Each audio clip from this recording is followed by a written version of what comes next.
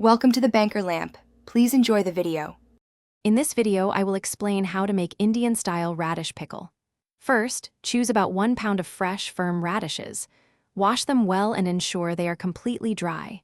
Then, slice them into thin, uniform pieces, roughly 1/8 inch thick. Next, lightly salt the radish slices and let them sit for about 30 minutes.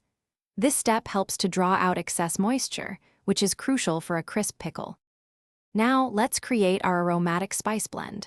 You'll need about 1 tablespoon of mustard seeds, 1 teaspoon of fenugreek seeds, and 1 teaspoon of fennel seeds. Lightly roast these whole spices in a dry pan for a minute or two until fragrant.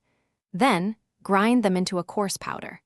Mix in 1 teaspoon of turmeric powder, 2 teaspoons of red chili powder, and a pinch of asafoetida for authentic flavor. After 30 minutes, firmly squeeze all the excess water from your radish slices. This prevents the pickle from becoming soggy. Next, heat about 1/2 cup of mustard oil until it just begins to smoke, then let it cool completely. In a large bowl, combine the dried radishes, your prepared spice mix, and the cooled mustard oil. Stir in 2 tablespoons of white vinegar and a small pinch of sugar to balance the flavors. Finally, transfer your freshly made radish pickle into a clean, sterilized, airtight glass jar.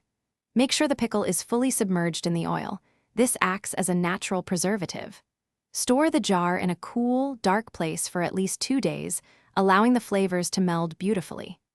This delicious Indian-style radish pickle can be enjoyed for up to 3 to 4 weeks when kept properly.